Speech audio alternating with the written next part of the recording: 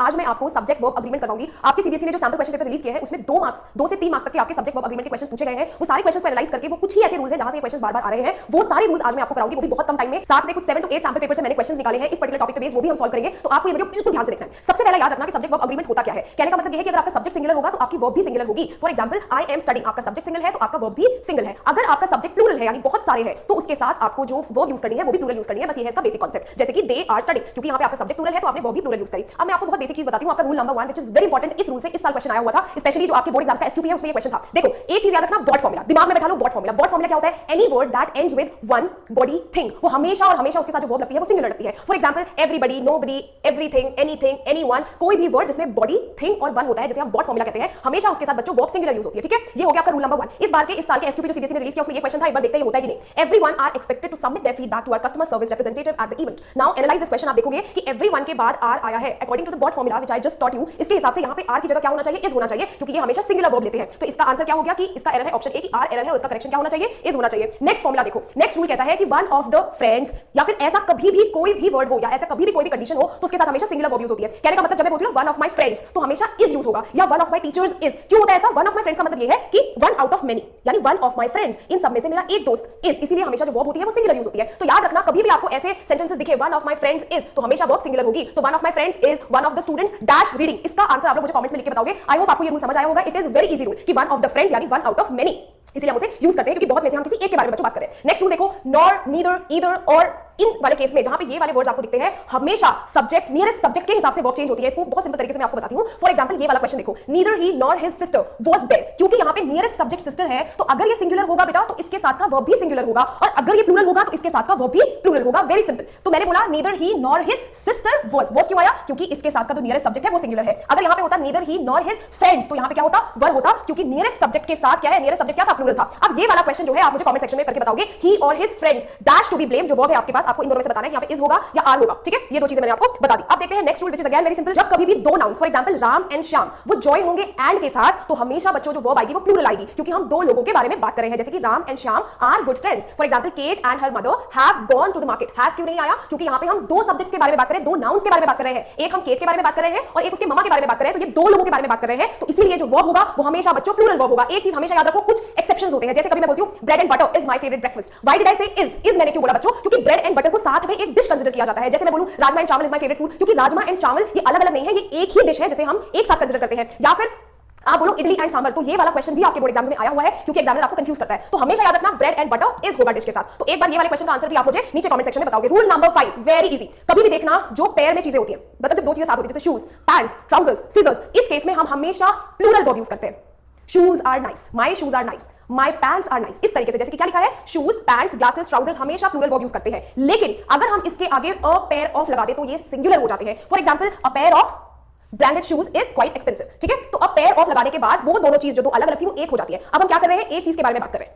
A pair of shoes is quite expensive, ये क्या है? बहुत महंगा है। तो याद रखो अब पेयर ऑफ लगाने के बाद जितने भी ये चीजें जहां पे प्लूरल यूज करते थे वहां पे आप सिंगुलर यूज करेंगे। ठीक है, चलो नेक्स्ट देखो कलेक्टिव नाउन। कलेक्टिव नाउन का क्या मतलब होता है? बहुत सारे लोगों के बारे में बात करते हैं as a group. For example a group of people, crowd of people, तो मतलब बहुत सारे लोगों के बारे में बात कर रहे हैं, उनको एज अ ग्रुप कंसीडर कर रहे हैं, तो उसके साथ हमेशा सिंगुलर वर्ब होती है। A group of students was playing, because we are talking about the whole group. A group of students was playing. For example a crowd of people rushes into the mall, यहां पे कौन सी verb लगी?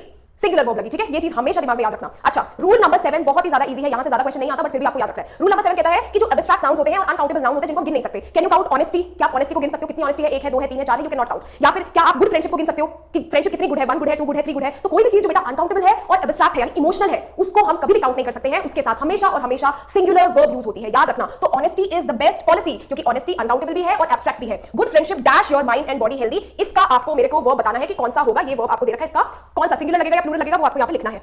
Next देखो rule number 8 कहता है जब भी time distance sum of money है 1 2 6 7 किलोमीटर्स, हमेशा याद रखना उसके साथ आप सिंगुलर वर्ब लगाओगे। तो 1 2 6 7 किलोमीटर्स आर नहीं होगा, 1 2 6 7 kilometres is too long to travel, या फिर 10 years is not a long period. हमेशा ऐसे जब भी बच्चों पीरियड्स आएंगे कि 2050 किलोमीटर्स तो हमेशा सिंगुलर वर्ब, या 10 years of friendship is a big thing, या फिर 25 years of teaching experience is a marvellous experience. इस तरीके से आप हमेशा यूज करते हो। रूल नंबर 9 क्या होता है? लास्ट रूल है, इंपॉर्टेंट है, एक दो क्वेश्चन है। एवरी और ईच के साथ भी सिंगुलर यूज करते हो। Each student has been asked to do the homework, every teacher is good. This is my personal opinion कि हर एक अध्यापक बहुत अच्छा होता है। ठीक है, चलो अब हम देखते हैं कुछ क्वेश्चंस। ये सारे के सारे क्वेश्चंस इस साल के सीबीएसई क्वेश्चन पेपर जो रिलीज हुए हैं उस पे बेस्ड है, ध्यान से देखो। पहला क्वेश्चन है आपके पास, आपको बताना है एरर क्या है। Everyone are expected to submit their feedback, ये मैंने आपको अभी करेक्ट करवा दिया था कि ये आर नहीं होगा, ये इज होगा। नेक्स्ट क्वेश्चन देखो, मैंने पहले करवा दिया था। Using our revolutionary new treadmill for just 10 minutes a day have shown significant result as little as 2 weeks. अब एक चीज समझो, मैंने आपको अभी बताया था यहां पे कौन सा कंसीडर चल रहा है, कौन सी चीज देखी जा रही है। मैंने आपको बोला था जहां पर भी ड्यूरेशन के बारे में बात हो, टाइम के बारे में बात हो, इस क्वेश्चन में अगर तुम लिखोगे यहां पे दिख रहा है साफ साफ कि फॉर जस्ट 10 मिनट्स यूज हुआ है, ड्यूरेशन यूज हुई है, अ डे। हैव नहीं हो सकता बच्चों, क्यों नहीं हो सकता? मैंने बताया जब ड्यूरेशन होगी तो हमेशा हैज यूज होगा, तो just for 10 minutes a day has singular verb लेते हैं वो, तो हैव की जगह ये वाला पहला ऑप्शन आपका बच्चों करेक्ट हो जाएगा। नेक्स्ट देखो, Each of the students are required to submit their projects by tomorrow. Just अभी मैंने बताया रूल क्या है कि जब भी each and every होता है किसी भी सेंटेंस में तो हमेशा जो उसके साथ वर्ब होती है वो सिंगुलर होती है बच्चे। यहाँ पे वर्ब क्या है आपकी प्लूरल है, तो इसीलिए एरर क्या है आर और इसका करेक्शन क्या है इज। ठीक है, चलो नेक्स्ट देखो, My current employer and co-workers feels that I am an asset to the team. अब एक चीज समझो, एंड वाला रूल आएगा शायद। अब एक एम्प्लॉयर और उसके को-वर्कर, अब ये दो क्या है, अलग अलग लोग हैं भाई, उसके एम्प्लॉयर और को-वर्कर। ठीक है, my current employer and coworker feels नहीं होगा क्योंकि दो अलग अलग लोगों के बारे में बात हो रही है, तो ये क्या होगा, एक प्लूरल वर्ब लेगा व्हिच इज फील। तो आपको पता होगा कि फील्स नहीं होगा क्योंकि यहां पे वर्ब पेस लगा के क्या हो गया, सिंगुलर हो गया, ये क्या हो जाएगा, फील हो जाएगा। ठीक है, तो एरर क्या है, फील्स, होना क्या चाहिए, feel. So this is the correction. Let's move on to the next one. They left their luggages at home by mistake and went to the railway station. अब ध्यान दो, लगेजेस जैसा कोई वर्ड नहीं होता। लगेज का मतलब होता है हिंदी में सामान।